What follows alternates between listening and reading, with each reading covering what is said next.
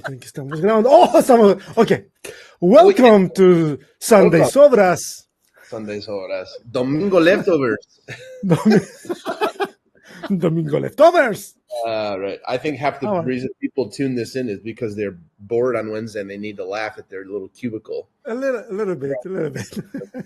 Hey, here's a fair warning. If I start coughing uncontrollably, I put on a pot of pinto beans, and I may have put too much chili piquin in there. And so if I start coughing, it's like maybe this is something that our NCers doesn't know, but in Oaxaca, Mexico, a few times right out of the Congress, of the local Congress, people, natives from that land just start to burn chiles at the entry and start to put the smoke inside. It's like an old school bomba lagrimógena. How do you say that? Yeah. It's like a tear bomb or a tear gas. Yeah, natural tear gas. They used to hang. The Aztecs would hang people upside down by their feet in a room and burn dried chilies to get them to talk. I wonder if that would be. It is effective. Yeah, very effective. Anyway, if I start coughing, that's the reason why. Here we are, Sunday Leftovers, the Sunday after the second Sunday of Easter. We're moving now towards Sunday of Easter. It's our little 7-week chunk of time where we sort of consider what it means that life goes beyond death. And I love, what are we in? We're in year B. I love the year B journey of the lectionary because it doesn't only stop at the resurrection of Jesus and the story of the resurrection. It goes for that next week into the story of Thomas, and the week after that, and this is what's coming up a week in about 4 days, another telling of the story of Jesus walking through doors and offering peace to the disciples. So the lectionary doesn't often do this, but it does in year B, in Eastertide. It makes us look at doubt 2 separate weeks. And that feels significant because, preachers tend not to overread feedback. If you were I've been doing this for 10 years, almost 11 years here at ANC, and for years before that in other places. If you were to figure out whether you did a good or bad job based on feedback, you'd be dead because people are mostly sitting out there just saying, what's going on? You need a very thick skin on your ego you don't need to wait for feedback. No. It's like if you do a good job on Sunday, it's like being a referee at a football game. I'm about to. Nobody noticed. Here comes the chili pepper. If you do a good job, you hear nothing. If you do a bad job, you hear a lot. So that's what it's. But I will admit, by the time I sat down Sunday, and this is not stroking anybody's ego, but I think we're onto something with the conversation about Thomas and doubt. By the time I sat down, I'd already heard from Melinda and Amy Lambert from the board. Heard from people blowing up my phone. Thank you for being honest with the doubt.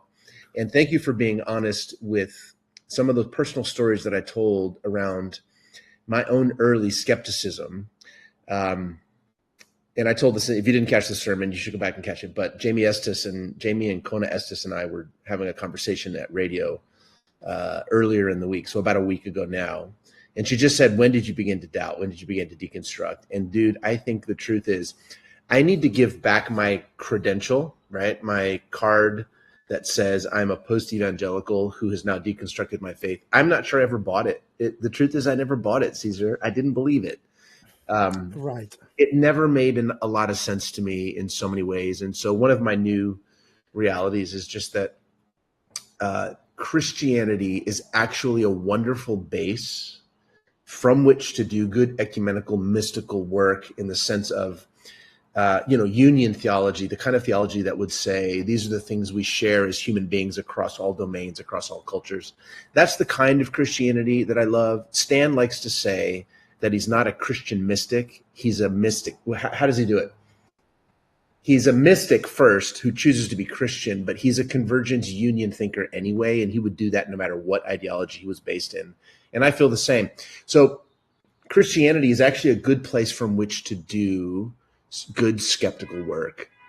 If you trace the church history back all the way back to the Middle Ages, all the way back to the early times, you would find that there have always been people who were slightly divergent or just outside of whatever was trying to define itself as mainstream. And one of the beautiful things about the New Testament, you know this more than I do, being a better scholar of the New Testament than I am, during the time when the Gospels were written and even the epistles of Paul were written, this was long before the councils of Nicaea and Constantinople, where there was a sense of this is the only version of Christianity that's orthodox. Everything else is heretical.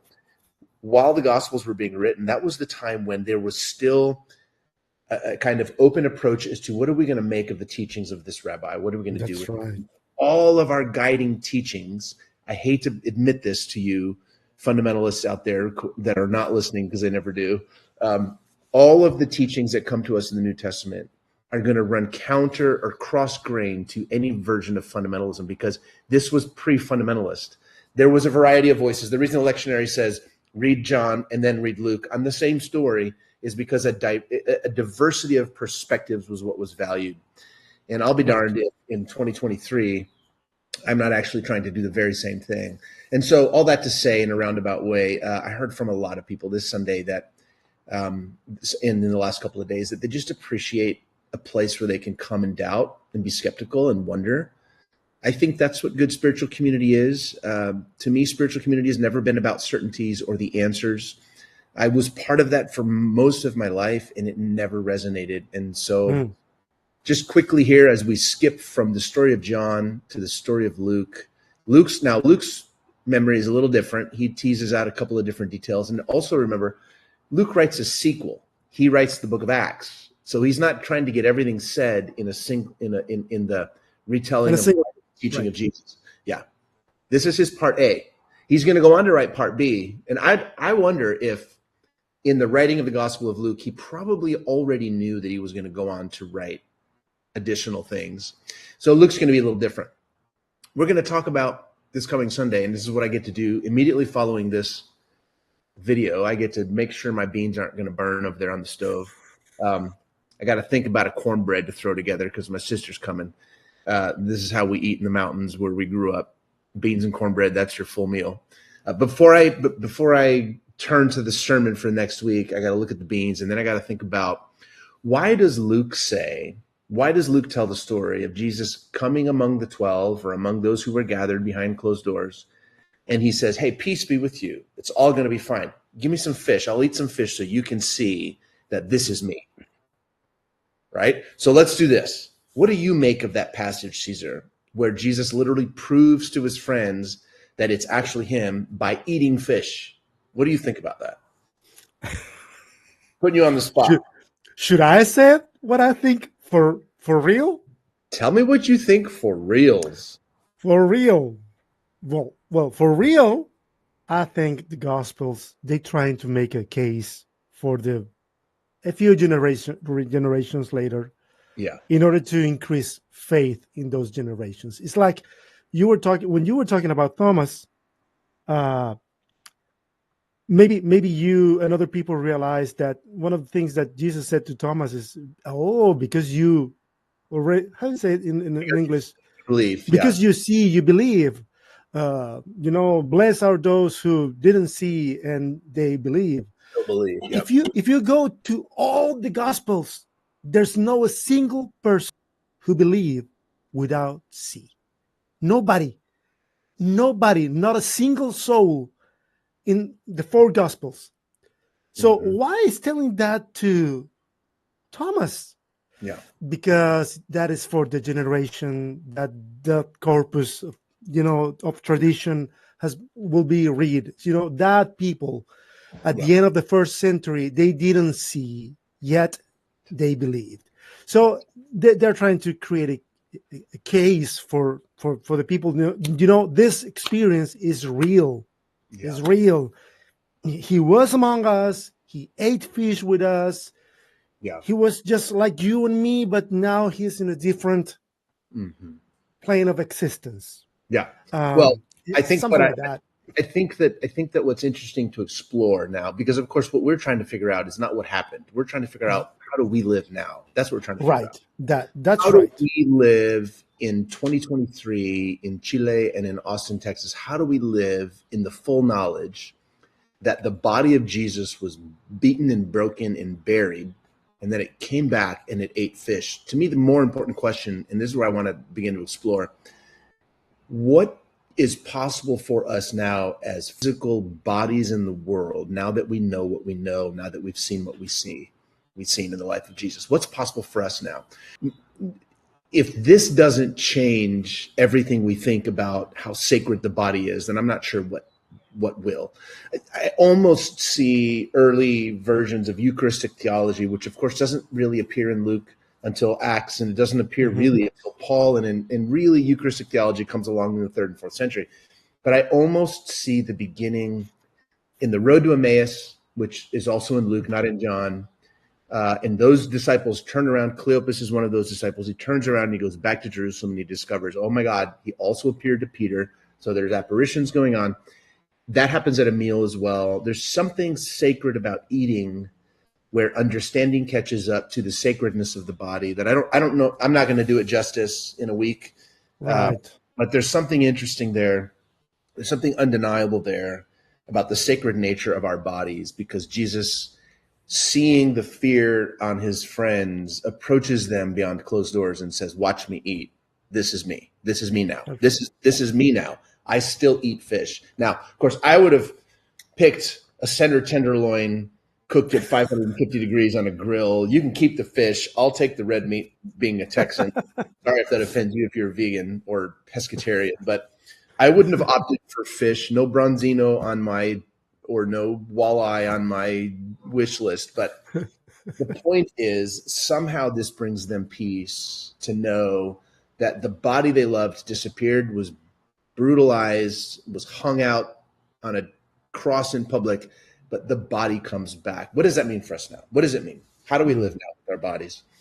Right. It's a good question. I'm hoping to get some revelation in the next couple of days. So, but it's a fun time. Eastertide is one of those great secrets that the liturgical church kept from us Pentecostal, evangelical, non-denominationalists.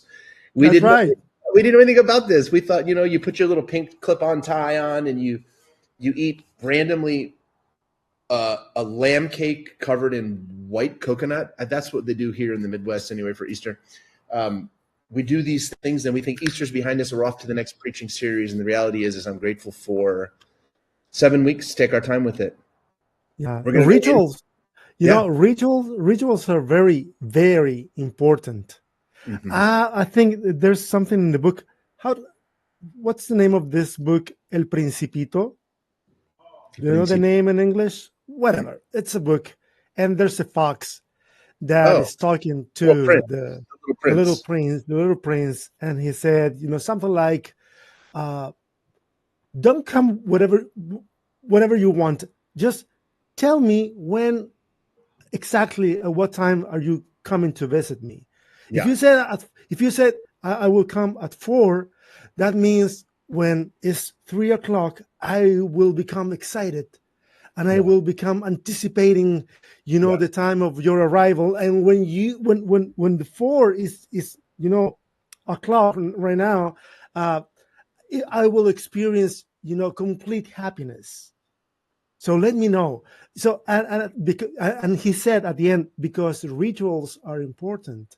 Yes. And it's the same with all these seasons, as rituals are important. It's not that it's any kind of day. You prepare yourself, you anticipate, and that is fascinating. I think it's a good exercise for the church.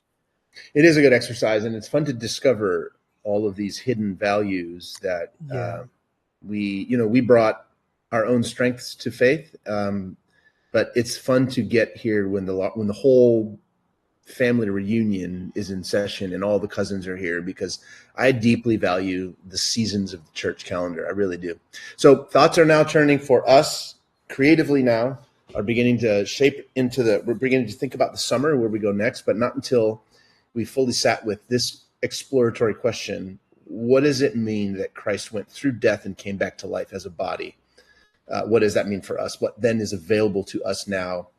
And how do we push back against the lie that says all the good stuff is only available when we die? So this is just, just eking out an existence here in the lowly sort of earthly realm, and, done with that. So anyhow, there you have it.